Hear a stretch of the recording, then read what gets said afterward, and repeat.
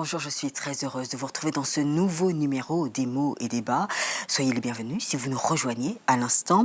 Alors l'invitée que nous recevons, elle est juriste, elle est l'auteure d'une poule sur un mur. Ça vous dit peut-être quelque chose, ça a été publié en 2017 chez Michalon. Julie Dénès, bonjour. Bonjour. Vous allez bien? Ça va bien, merci. En tout cas, je suis contente de vous revoir sur ce plateau des mots et débats. Merci. Soyez la bienvenue. Alors, il y a un nouveau livre est sorti, ça s'appelle Décharge mentale. Alors le D est entre parenthèses parce que je pense selon l'auteur, enfin selon les lecteurs, lectrices, on peut dire peut-être une charge mentale. Voilà, c'est paru chez Michalon. Je vous propose tout de suite d'ouvrir des mots et débats au fil des pages.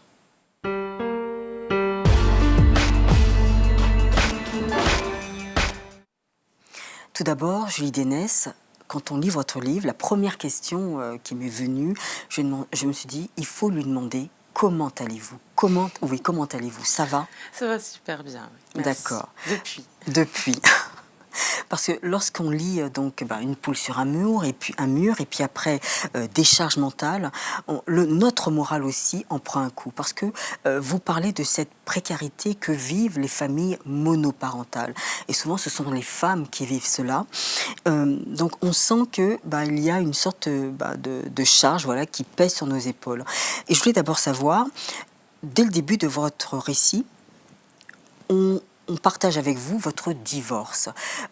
Il y a eu une faute quelque part du côté de l'homme, mais ce divorce, vous ne souhaitez pas le dévoiler, le dire aux enfants. C'est quelque chose que vous gardez. Donc le fait déjà de garder, il y a une sorte de pression. C'est effectivement le moment du divorce. Alors bon, c'est toujours un peu partagé quand on divorce. Oui. Et il y a toute cette transition, effectivement, où on est dans la même maison, donc on vit sous le même toit, le temps de trouver une solution. C'est-à-dire, la solution pour moi, c'est de partir, donc de trouver un emploi et de trouver un logement, avec pour but de rejoindre la région parisienne. Et je reste donc sous le même toit pendant 1 an et demi. Et c'est très compliqué, effectivement, parce qu'on sent cette pression. On sent que ce n'est pas naturel. Il n'y a plus rien de naturel. On sent que quand on n'est pas ensemble, on n'est plus gai avec les enfants. Moi, je suis plus à l'aise, etc. Et quand on se retrouve tous ensemble, il y a une fausse note que les enfants ressentent. Forcément, même s'ils étaient petits, ils sentaient cette pression-là. C'est une situation qui est très, très délicate à vivre. Vous dites, il faut absolument que je trouve un emploi pour avoir un nouveau logement, partir de ce quotidien. Là, vous avez rendez-vous avec une entreprise qui se trouve en région parisienne et vous rencontrez le DG. Il y a une chose qui m'a marquée, c'est que je crois que c'est au mois de juillet-août. Et donc, vous avez chaud dans ce bureau et certainement, vous devez relever vos cheveux. Et il fait une remarque sur votre chevelure, sur votre façon de remonter vos cheveux. Rien que ça dénote quelque chose, quelqu'un qui est un peu peut-être machiste, sexiste. Oui, alors déjà, vu son âge, on s'attendait, je suis désolée de le dire, mais effectivement, on a une génération quand même qui était plus encline à ce genre de réflexion. Aujourd'hui, on a un gros travail pour dire, ça se dit, ça se dit pas. Enfin, on peut déconner, on peut rigoler, il n'y a pas de souci. Là, on est dans le cadre d'un entretien d'embauche. Oui. Moi, je ne viens pas lui parler du fait qu'il soit chauve, du fait qu'il... Voilà. Oui, qu'il soit... Je ne parle pas de son attitude, ni de son corps. Et effectivement, j'ai très chaud parce qu'il faisait très chaud cet été-là. Et dans son bureau, encore plus. Oui. Et comme j'ai des longs cheveux, donc je mettais sur le côté pour essayer de libérer un petit peu mon dos et de me sentir plus à l'aise. Et il me fait cette réflexion-là, vous faites toujours ça avec vos cheveux? Oui. Et là, c'est déstabilisant. Bien sûr, oui. Je me dis, mais pourquoi est-ce qu'il me pose cette question-là? J'ai dit, la prochaine fois, je les attacherai. Si ça pose problème, le fait que j'y touche, effectivement, je les attacherai. Mais il y a une autre question qui est embarrassante, c'est quand il me dit, parlez-moi de vous. Votre CV, je l'ai. Oui, vous. Qui quelque chose d'intime. Oui. Voilà. Et là, déjà, il y a un souci. On sent qu'il y a un souci, mais moi, je suis complètement aux abois.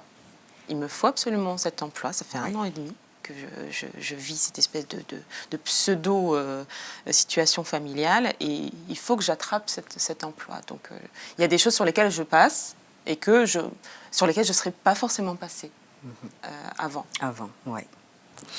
Alors, vous avez, au bout du deuxième entretien, vous avez enfin ce travail. Alors, à un moment, on comprend que vous quittez l'armée, hein, c'est bien Oui. ça. D'accord. Et donc là, bah, bien sûr, vous partez avec vos 2 enfants, mais comme nous sommes en période là d'août, c'est le moment des inscriptions. Avant des inscriptions, il y a le logement, Mm. mais moi je reviens sur les inscriptions scolaires, c'est-à-dire que il y a l'école donc de Théo, il y a l'école de Yann, et il vous faut des documents, vous vous dépêchez, donc il y a encore une pression, il faut courir, on sent tout le temps que vous êtes toujours sur le qui-vive, enfin de courir, voilà, vous êtes toujours pressé. Et il y a cette directrice qui vous accueille. Et j'étais assez surprise que une directrice bah, vous accueille sur le pas de la porte, n'ouvre même pas la porte pour vous demander, pour dire, bah, écoutez, allons, rentrons dans mon bureau pour inscrire votre fils. Il y a eu tout de suite ce barrage. Oui, c'était très violent en fait, parce que je courais, moi qui connaissais pas, je savais pas comment ça fonctionnait. Donc j'arrive au mois d'août, effectivement, c'est fin août, il me dit, il faut que j'inscrive maintenant les enfants à l'école. Oui.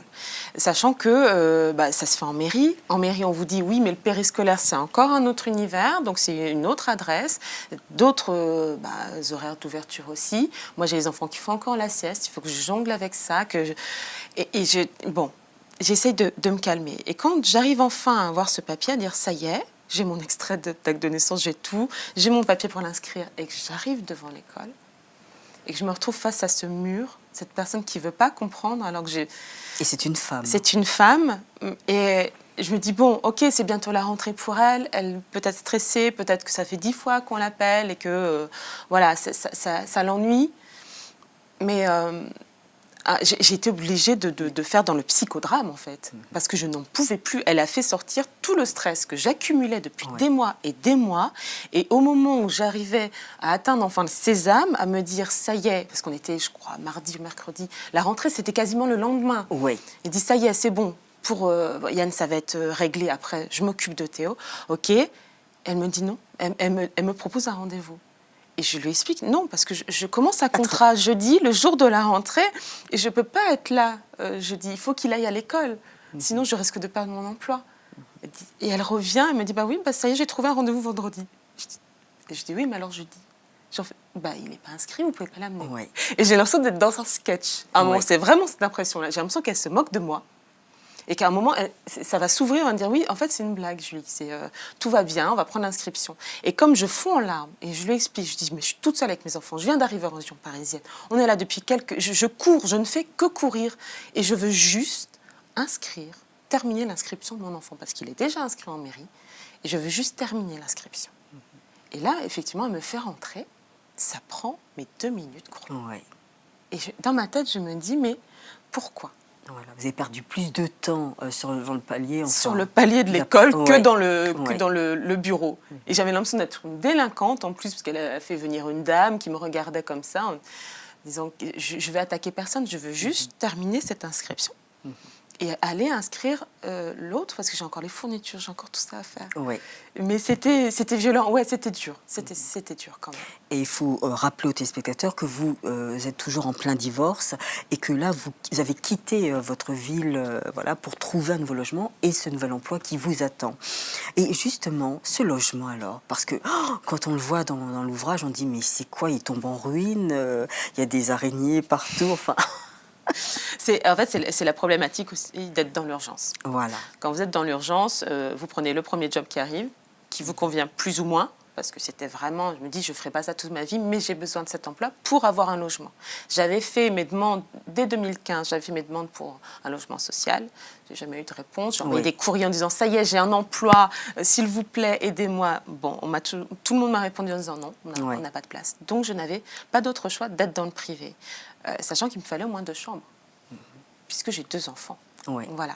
Et j'avais pas de fiche de paye. À l'époque, j'étais au chômage puisque j'avais quitté mon contrat avec l'armée. Je me dis comment je vais faire. Et je n'ai pas eu d'autre choix que de prendre ce qui se présentait à moi et qui correspondait le mieux à ce que j'imaginais.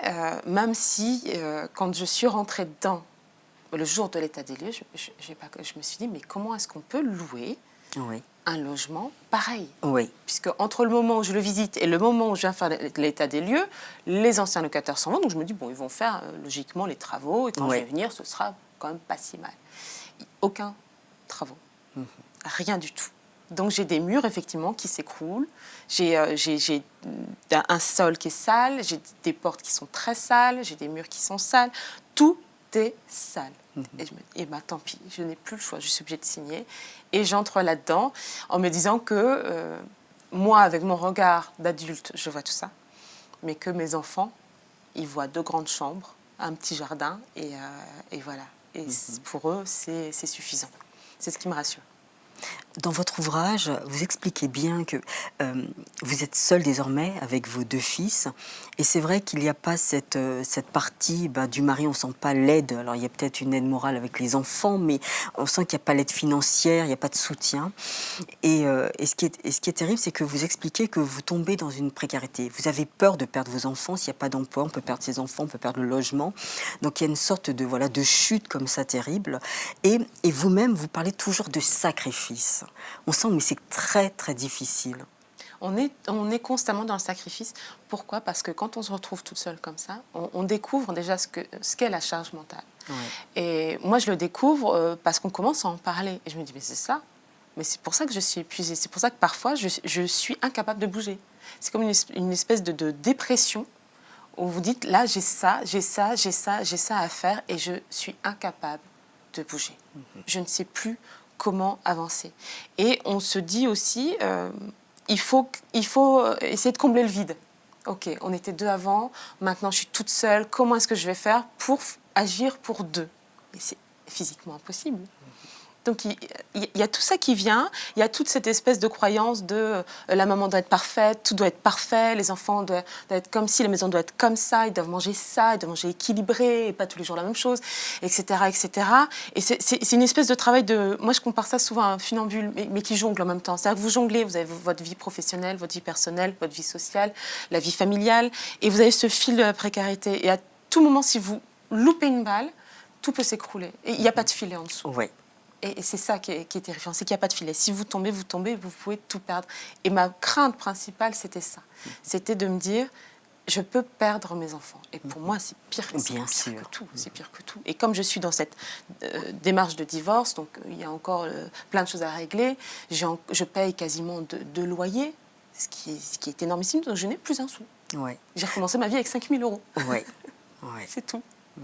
Surtout que vous attendez la vente de votre maison, voilà le partage. Mais sachant que je ne récupérerai rien. Je pars du principe que ça va assainir, donc je ne dépenserai plus, mais je ne récupérerai rien. Donc il faudra tout reconstruire de zéro avec 2 enfants en région parisienne. Et j'imagine qu'avec ce poids, enfin avec ce sentiment d'insécurité, avoir un petit ami, reconstruire sa vie sentimentale, ce n'est pas possible. Parce qu'on comprend bien que vous le délaissez, Thomas. C'est compliqué. Ce qui est compliqué, c'est de rajouter encore une pression. C'est devoir utiliser encore de l'énergie pour quelqu'un, encore de l'attention pour quelqu'un.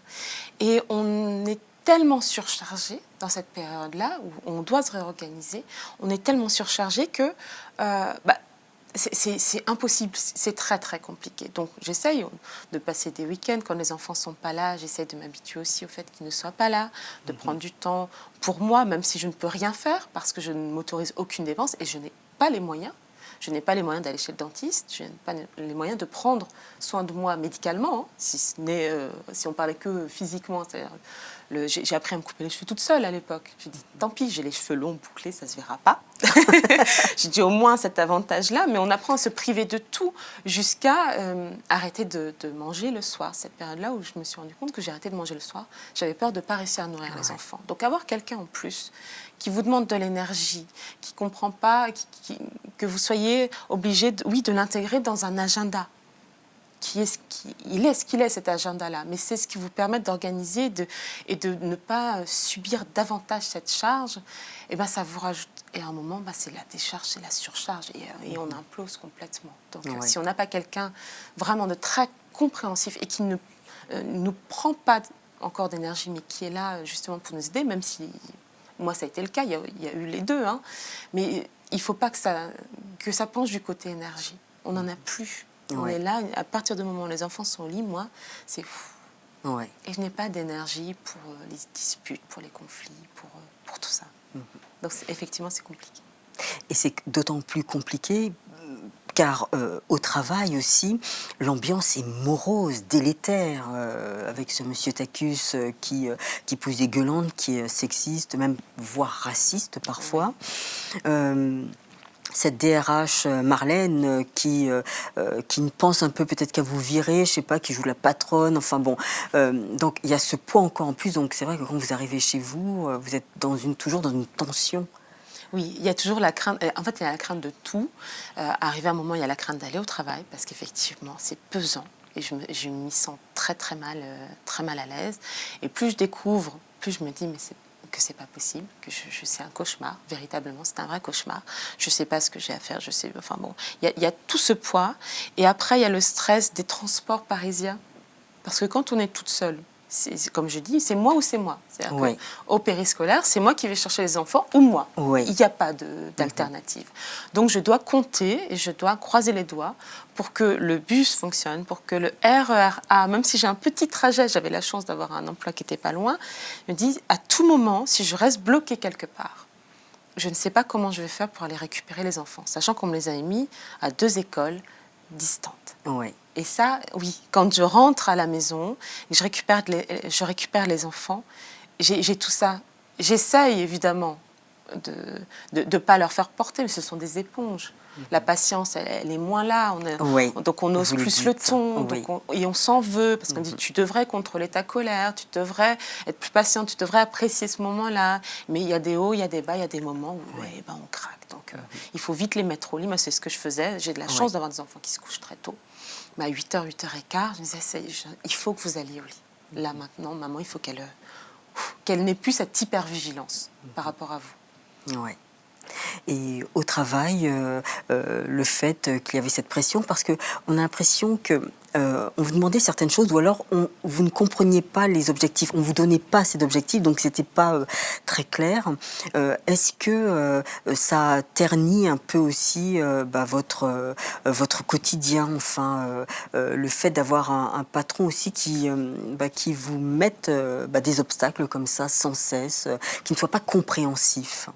Mais, oui, je crois que la première dans chose... le milieu du travail, de toute façon. Voilà, c'est ça. Et quand on se lève le matin, normalement, on doit savoir ce qu'on a à faire. Oui.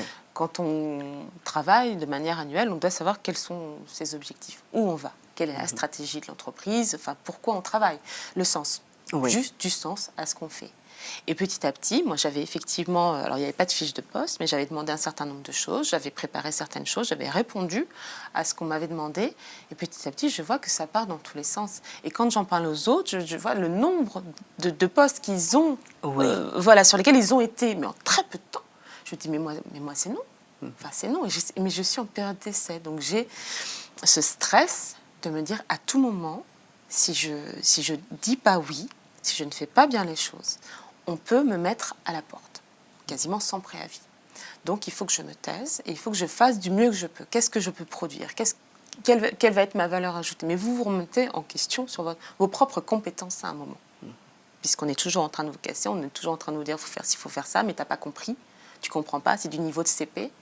C'est hyper humiliant. Donc il y a tout ça. Et quand petit à petit, je vois que le harcèlement moral, voire le harcèlement sexuel, fait partie de la culture d'entreprise, en plus du racisme, de la misogynie, etc.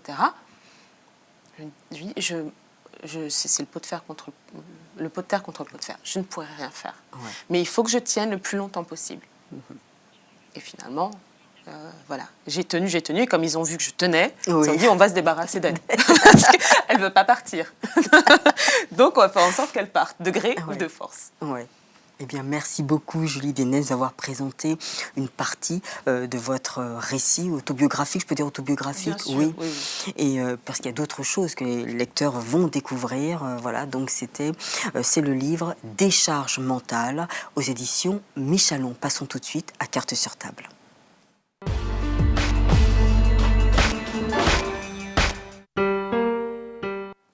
Alors, pour Carte sur table, il y a 3 questions. Alors, la première, je dis au début de l'émission, vous êtes juriste. C'est quoi être juriste? Alors, juriste, c'est déjà avoir fait des études de droit. Oui. Déjà. C'est un terme un peu générique. J'ai toujours eu du mal à le définir parce que c'est pas être avocat, c'est pas être magistrat, c'est pas avoir tous ces métiers-là, mais c'est pouvoir travailler, exercer la spécialité apprise à l'école. Donc, juriste, moi qui suis une juriste atypique, puisque j'ai fait du droit privé, du droit public, j'ai toujours aimé manier, en fait, le droit. Et au-delà de ça, c'est le verbe que j'ai aimé manier. C'est la rigueur qu'on nous apprend à l'école.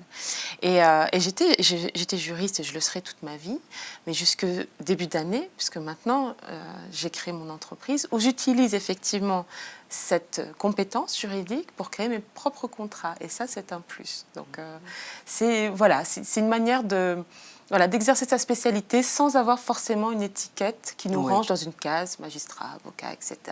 Juriste, on peut être juriste d'entreprise, dans une asso, à l'armée, comme je l'ai été. Oui. Voilà, donc on est là pour nos compétences et parce qu'on a le diplôme qui correspond aussi à ce qu'on va donner. Mais c'est-à-dire, c'est définir, c'est sauver l'entreprise, c'est la protéger, c'est ça, par des textes, je ne sais pas, lorsqu'il y a des contrats, c'est bien cela, je ne sais pas, moi, pour vendre des armes. Est-ce que votre rôle, c'était de définir un tas de textes, de lois, je ne sais pas? Moi, j'ai créé Alors, quand j'étais à l'armée, je créais des documents. J'étais au marché public. Donc, j'étais là pour créer toute la procédure, pour créer les documents, pour les relire une fois que les rédacteurs les avaient rédigés.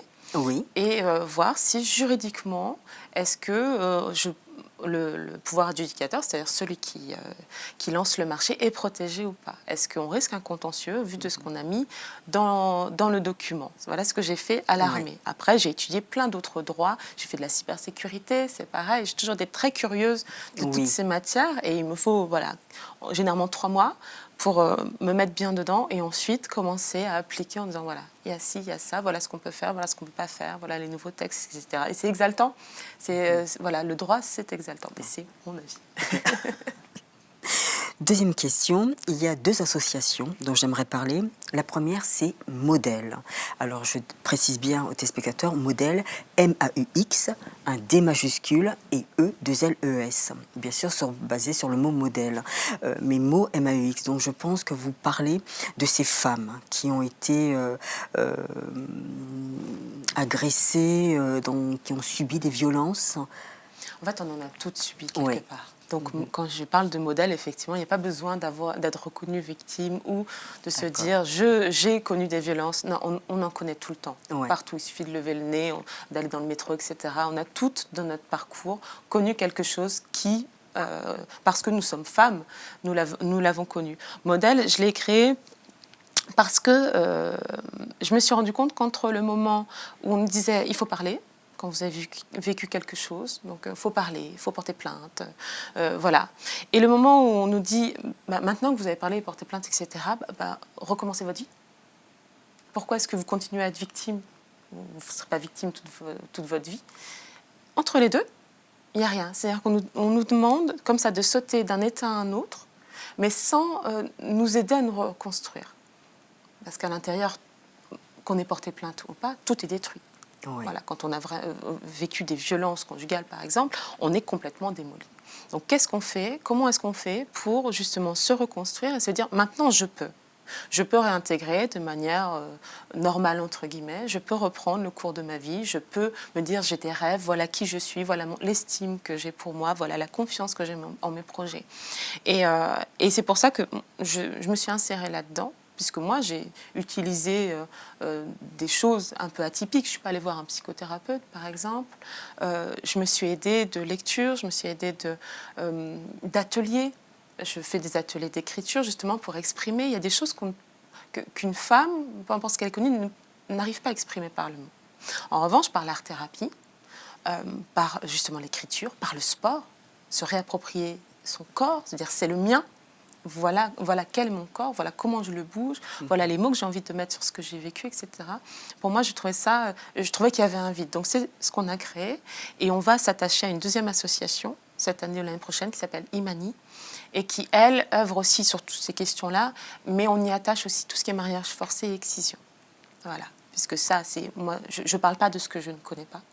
Donc, pour avoir rencontré et discuté, d'accord, mais je ne connais pas. Je ne sais pas ce que c'est dans ma chair. d'avoir été excisé. Oui. Donc là, on va se rattacher à cette association-là justement pour lier toutes ces actions. Ouais. Et une autre association, les Berceaux de la francophonie. Qu'est-ce donc cette association?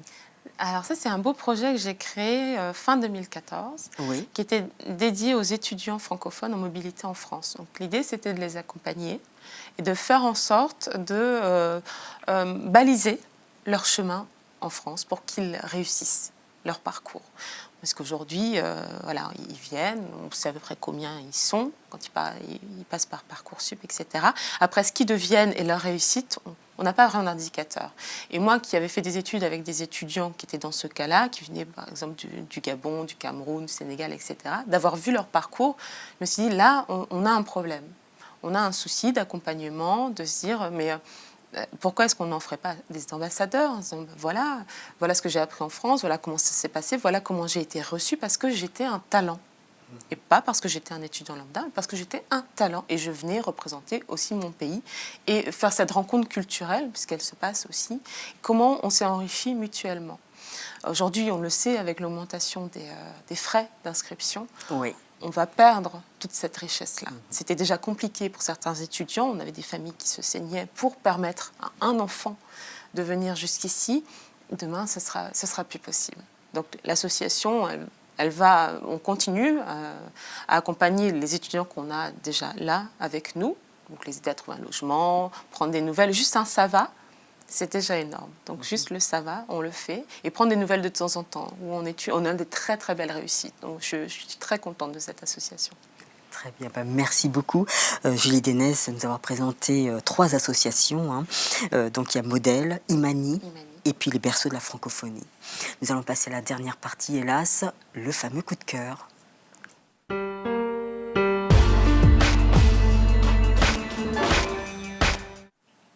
Alors Julie Dénès, qui avez-vous choisi? Quel auteur avez-vous choisi pour ce coup de cœur?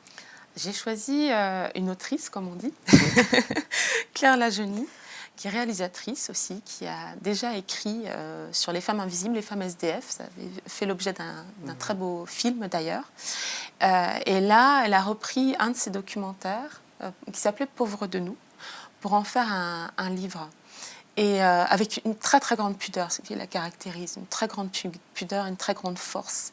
Et un regard qui est assez atypique, justement parce que c'est quelqu'un qui cherche à défaire les codes et à donner un vrai visage à ce qu'on appelle pauvreté aujourd'hui. Ouais.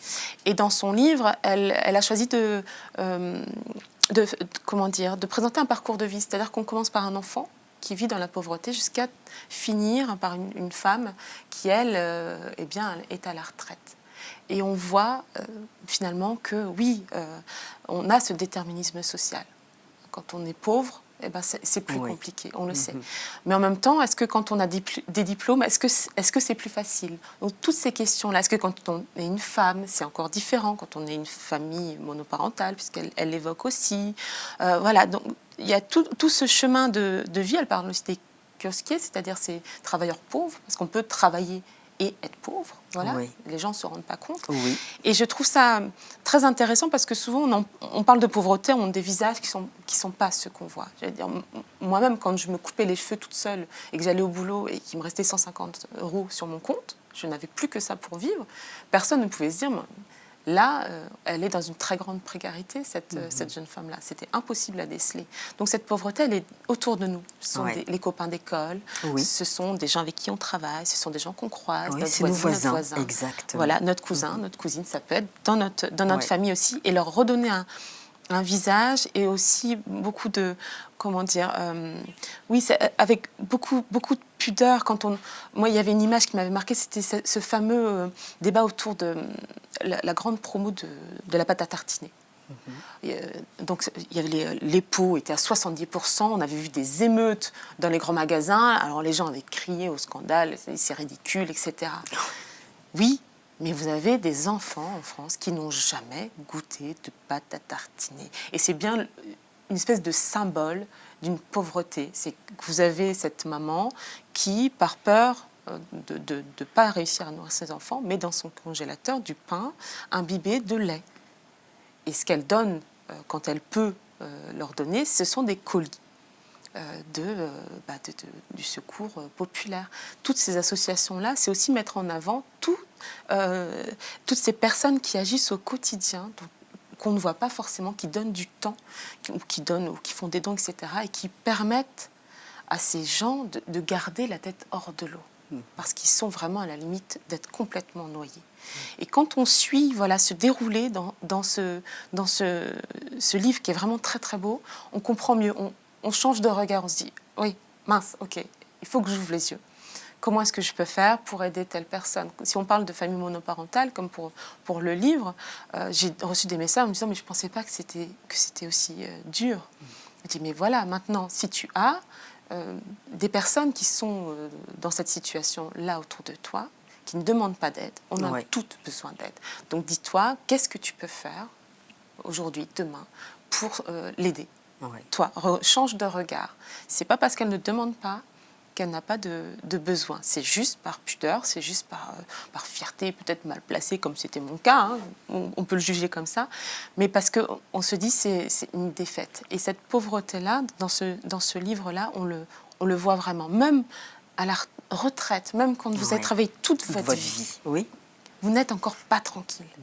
Vous êtes là en train de vivre, de briquer de broc, d'essayer de vous en sortir comme vous voulez. Et votre plus grand bonheur, c'est d'aller pendant vos vacances dans une caravane, parce que vos enfants payent la place de la caravane, mais vous en profitez quand même pour travailler parce que vous avez peur de ne pas encore avoir assez pour vos vacances.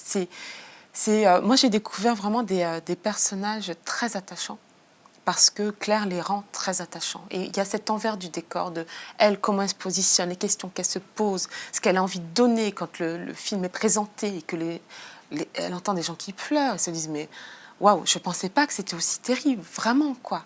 Et moi-même, je me dis, mais ce petit garçon qu'on suit au début, qui s'appelle Mathéo, on a envie de l'aider. Et c'est vrai qu'on se dit, Mathéo, c'est peut-être le copain de mon fils. Et je ne le sais pas. Donc maintenant, je vais faire attention, ouvrir les yeux, être plus attentive à ce qui se passe autour de moi. En notant vraiment ce visage de la pauvreté, de la personne qui ne fait rien, qui est dans son canapé, qui regarde la télé tous les jours, toute la journée, en grattant des jeux. Enfin, souvent, c'est ce qu'on nous donne comme image. Et c'est faux. C'est faux. Il faut vraiment se dire, ils sont des millions, il y a des millions d'enfants qui sont dans ce cas-là.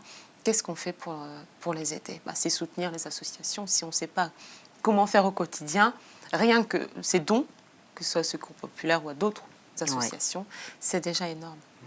Merci beaucoup, Julie Dénès, d'avoir présenté votre coup de cœur. C'est très, très émouvant. Beaucoup d'émotions, même on le voit dans vos yeux. Voilà. Merci beaucoup. En tout cas, merci de nous avoir présenté aussi votre nouveau récit, Décharge mentale, aux éditions Michalon. Merci beaucoup, Julie Dénès, et à très bientôt. Beaucoup. À bientôt. Et quant à vous, mes chers complices, on se retrouve la semaine prochaine avec un autre auteur, bourré de talent. Merci de votre fidélité si précieuse. Au revoir et à bientôt.